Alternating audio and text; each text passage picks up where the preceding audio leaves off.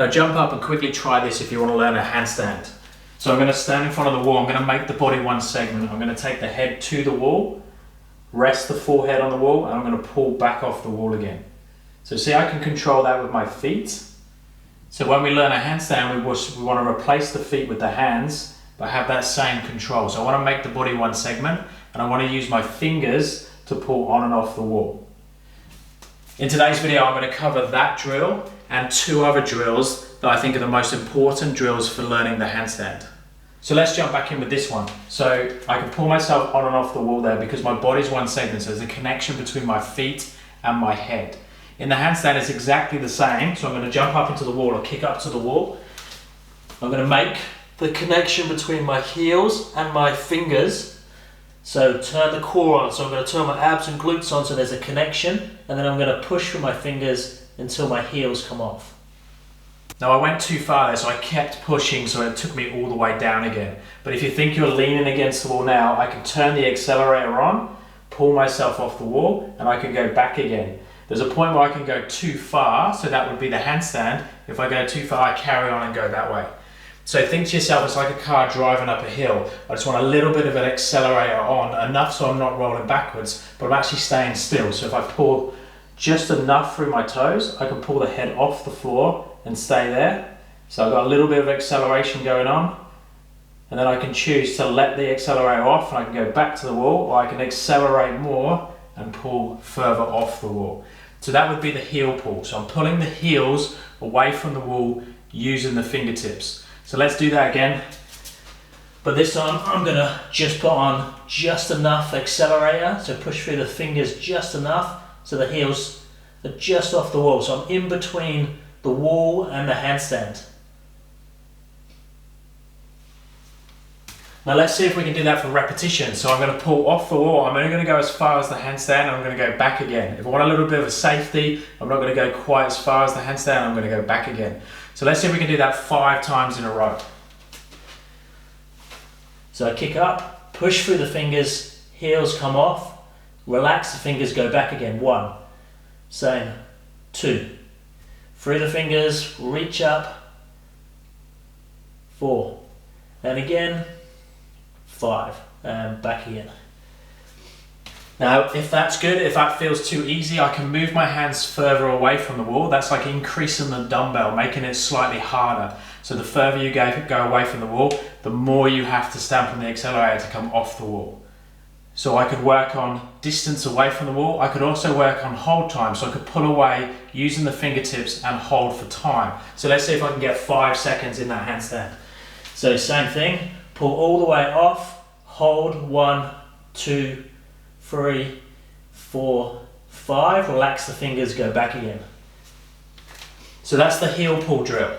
The next one is controlling the underbalance. What happens if we don't quite kick up enough, or I start to fall back down towards my feet, the other side of the handstand. So this one I go up chest to wall. So I'm going to walk up the wall into that chest to wall handstand position. Now I need to pull myself away from the wall, but this time I'm pulling the toes away. So I'm in that position. I've got 2 options here. I could move my shoulders away from the wall, which slides the toes down the wall until the toes come off, and then I push back up, push back to the wall. Or I could use my hips. Now the downside with the hips coming off the wall is this happens, I tend to flick the feet, which makes the handstand very top heavy, and I tend to overdo it. Most people will use a combination of both. A little bit of shoulders, a little bit of hips to come off the wall, push back up. My preference would be to just use the shoulders.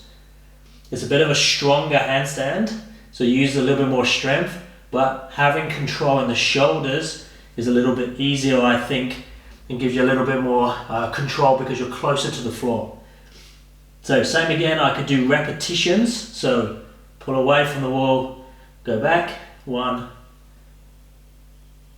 2. So I could do 5 reps there, or I could move the hands further away, which needs a bigger pull to come off the wall. Or I could pull away and try and hold for time. So pull away with the shoulders, push up, 1, 2, 3, 4, 5, go back to the wall. Now the third drill is what we use for conditioning, so chest to wall handstand. So holding in your best possible position for time. Now this one we can change how close we are to the wall.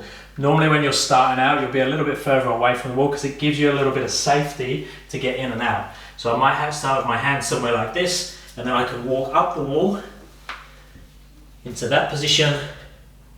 And now safety wise, if I need to, I can get back down again because there's space and I don't need to walk in. But ideally, we want to get closer to the handstand position. So now I'm going to walk in and hold our chest to wall position there. Now, I'm a big fan of looking down towards the floor when you do this, not looking at the wall. If you look at the wall, it's a bit false because we don't do this in the handstand. We do this in the handstand. So if I'm holding a freestanding handstand, I'm going to be in this position. I want to try and mimic that as best I can against the wall. So only my toes are on the wall and I'm trying to hold there for as long as I can, but make sure you leave enough energy to come back down again. Now you could either do 10, 15 second holds and do repetitions of that, or I prefer to do 30 to 60 seconds or even work up to 90 seconds in that chest to wall position. And that would be your conditioning for your handstands. So I would put those 3 exercises together into some sort of circuit if you're wanting to learn the freestanding handstand. So that's going to increase your window of balance. So heel pulls on one side, toe pulls on the other. And then we have this window of balance that gets bigger and bigger and bigger the stronger our heel pull and our toe pull becomes. And then when we start to learn to kick up into a handstand, we're going to kick up inside that window. The bigger the window, the easier it is to catch. Normal deal, let me know down in the comments if you have any questions regarding learning to handstand or if there's any specific videos you'd like me to make. Thumbs up and subscribe would be appreciated, and I'll speak to you next time. Thanks guys.